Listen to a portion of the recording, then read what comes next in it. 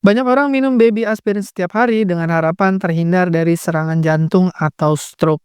Tapi tahukah Anda, penelitian terbaru justru menunjukkan risiko serius jika aspirin diminum sembarangan. Assalamualaikum warahmatullahi wabarakatuh, saya Dr. Uli. Di video kali ini kita akan membahas apakah sebaiknya Anda lanjut minum aspirin setiap hari atau sebaiknya berhenti minum aspirin harian. Mari kita bongkar faktanya. Kalau udah siap, ayo kita mulai.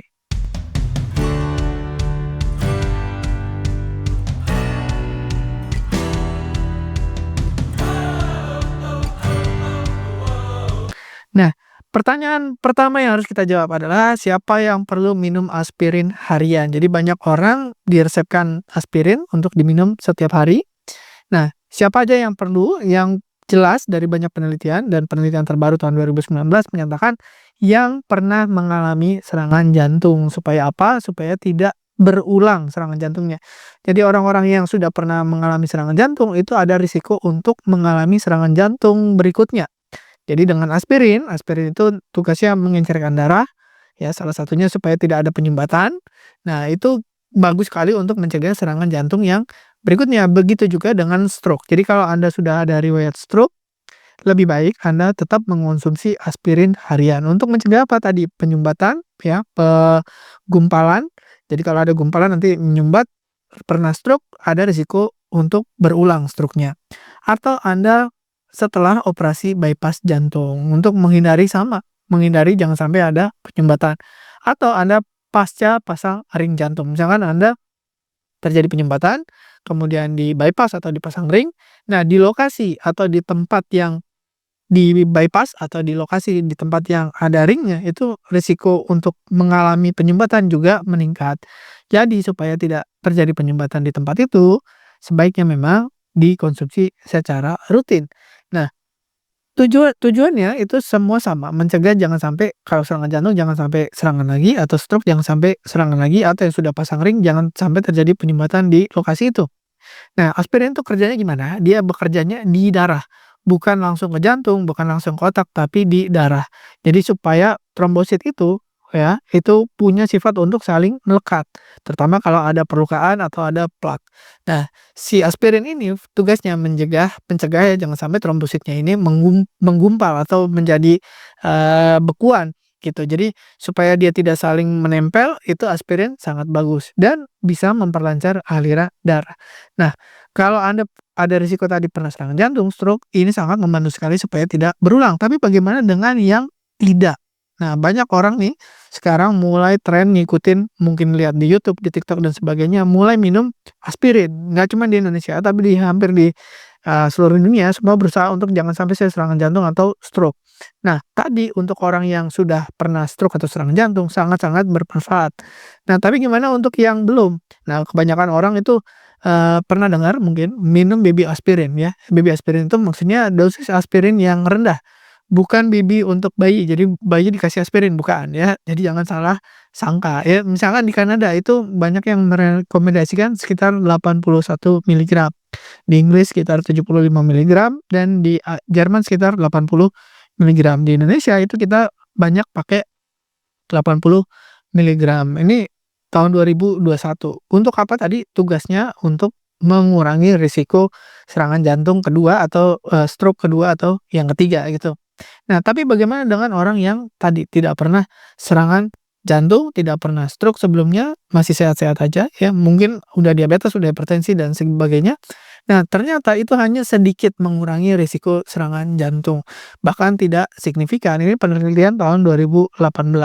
Jadi kalau misalkan apakah, bisa mengurangi risiko serangan jantung dan stroke, ternyata dari penelitian itu tidak banyak perbedaan. Jadi Anda minum atau tidak minum sama aja gitu ya, risikonya tetap tidak berubah. Nah, tapi bagaimana secara psikologis? Secara psikologis tentu ada efeknya. Jadi orang-orang yang biasa minum, baby aspirin itu akan merasa jauh lebih tenang. Ya, tapi ya lebih tenang dibandingkan orang yang tidak minum ya. Jadi, walaupun serangan jantungnya tetap sama aja risikonya, cuman mereka merasa lebih tenang.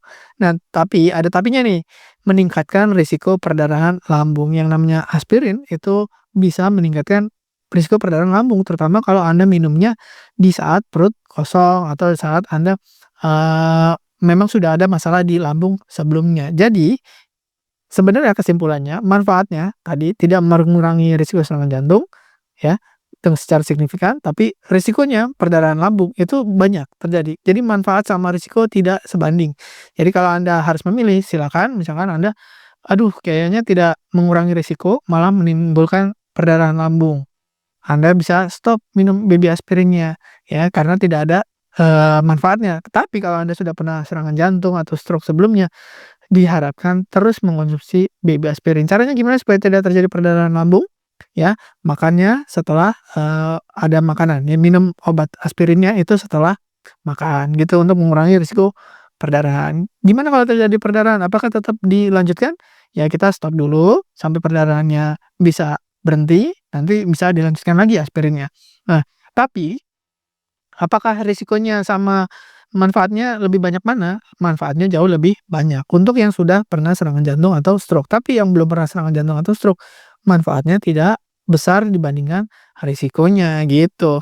Jadi aspirin atau baby aspirin itu tidak direkomendasikan untuk orang sehat. Tapi sekali lagi ada faktor yang kedua yaitu psikologis. Jadi kalau Anda merasa lebih tenang, silakan aja.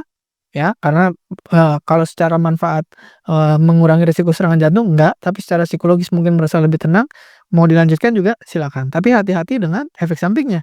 Jadi misalkan tadi, minumnya kapan waktunya yang tepat supaya mengurangi risiko perdarahan lambung dan seterusnya. Jadi makin banyak nih pasien datang dengan minum aspirin tanpa pernah serangan jantung atau stroke sebelumnya.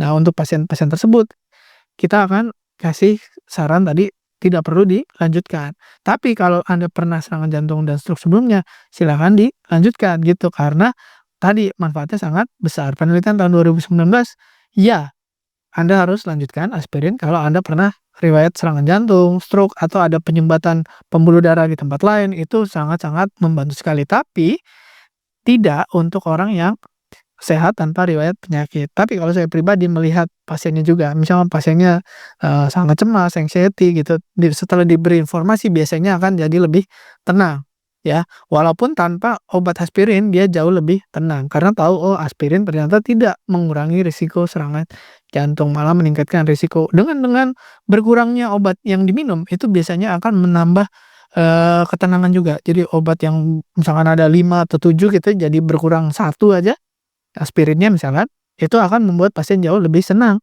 ya, karena merasa, oh ada progres ya, tidak ada yang perlu diminum sebanyak yang sebelumnya. Jadi ketika Anda mau memulai aspirin atau mau menghentikan aspirin, sebaiknya konsultasi dulu. Mungkin Anda merasa, oh saya nggak pernah serangan jantung, nggak pernah stroke. Tapi kadang dokter punya pertimbangan lain. Mungkin Anda ada riwayat penyumbatan di tempat lain, misalkan di ginjal, atau di kaki, atau di tempat lain yang Anda mungkin selama ini tidak sadar atau tidak ingat.